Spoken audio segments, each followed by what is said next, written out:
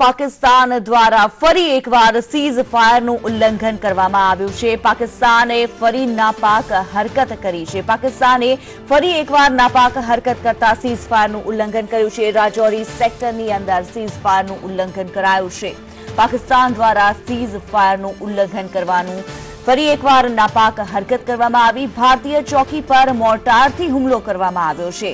પાકિસ્તાન પોતાની નાપાક હરકતોથી બાજ નથી આવી રહ્યું। પાકિસ્તાન ફરીથી એકવાર તેણે સીઝ ફાયરનું ઉલ્લંઘન કર્યું છે અને મોર્ટાર દ્વારા હુમલો કરવામાં આવ્યો છે। રાજૌરી સેક્ટરમાં પાકિસ્તાન દ્વારા સતત ફાયરિંગ કરવામાં આવી રહ્યું છે। પાકિસ્તાન દ્વારા સીઝ ફાયરનું ઉલ્લંઘન કરવામાં આવ્યું છે।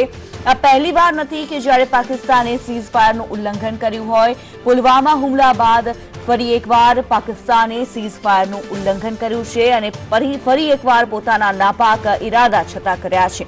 રાજૌરી સેક્ટરની અંદર પાકિસ્તાન દ્વારા સતત ફાયરિંગ કરવામાં આવી રહ્યું છે। પાકિસ્તાન દ્વારા સીઝ ફાયરનું ઉલ્લંઘન કરવામાં આવ્યું છે। ભારતીય ચોકી પર મોર્ટારથી હુમલો કરવામાં આવ્યો છે। પોતાની નાપાક હરકતોથી બાજ નથી આવી રહ્યું પાકિસ્તાન અને ફરી એકવાર રાજૌરી સેક્ટરની અંદર પાકિસ્તાન તરફથી સતત ફાયરિંગ ચાલુ છે। પાકિસ્તાન દ્વારા સીઝ ફાયરનું ઉલ્લંઘન કરાઈ રહ્યું છે। આપણી સાથે હાલ જોડાયા છે રક્ષા વિશેષજ્ઞ હરેશ ભાટ। હરેશજી, સ્વાગત છે આપનું સંદેશ ન્યૂઝમાં।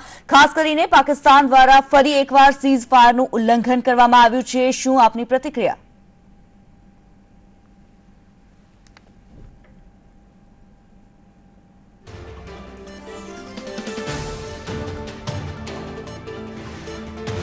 તો પાકિસ્તાન દ્વારા સીઝ ફાયરનું ઉલ્લંઘન કરાયું છે। રાજૌરી સેક્ટરની અંદર સતત ફાયરિંગ ચાલી રહ્યું છે। ત્યારે હરેશ ભટ્ટ આપણી સાથે છે, રક્ષા વિશેષજ્ઞ છે। હરેશજી, આપની પાસેથી જાણવા માંગીશું, જે પ્રમાણે પાકિસ્તાન દ્વારા ફરી એકવાર સીઝ ફાયરનું ઉલ્લંઘન કરવામાં આવ્યું છે, શું છે આપની પ્રતિક્રિયા? કોઈ પાકિસ્તાન સૂત્રે એમ નથી, હવે રાહ જોવાની જરૂરત નથી।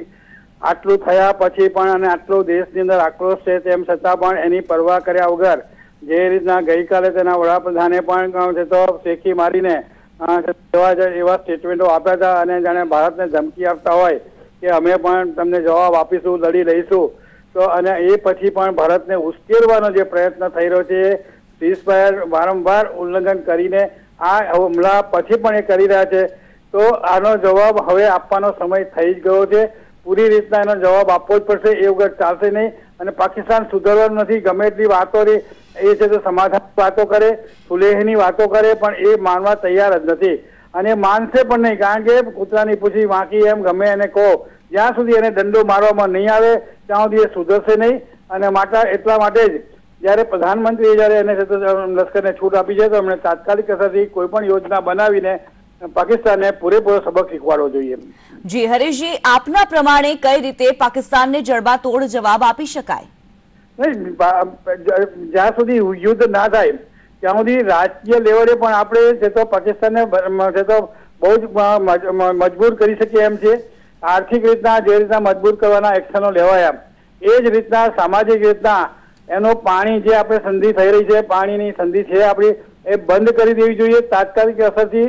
એને જે પણ પરિણામ આવે એ ભોગવવા તૈયાર રહીને પણ એમને પાણી આપવું। આજે પાકિસ્તાનની અંદર પાણીની એટલી બધી શોર્ટેજ છે અને જો સિંધુ અને જેલમનું પાણી બંધ કરવામાં આવશે તો એ વગર મારે પણ મરી જવાનું છે। એટલી બધી તકલીફ છે ત્યાં આગળ। 5000 રૂપિયામાં પણ ટેન્કર મળતું નથી। એવી સ્થિતિમાં જો પાણી આપવાનું બંધ કરી દેવામાં આવે તો આપણે કરી શકીએ। અહીંયા LOC પાર રહીને પણ આપણી પાસે એવા મિસાઇલ છે કે જે ત્યાં બેઠા બેઠા પણ આપણે હુમલો કરી શકીએ। એ સીઝ ફાયર કરે છે તો આપણે પણ એ રીતના મિસાઇલથી એનો હુમલો કરીને એના ટાર્ગેટ બનાવી આપણી પાસે તો સેટેલાઇટ છે, સેટેલાઇટથી આપણે ટાર્ગેટ બનાવી શકીએ એમ છે, નક્કી છે। પાકિસ્તાન પાસે સેટેલાઇટ નથી, આપણી પાસે સેટેલાઇટ છે।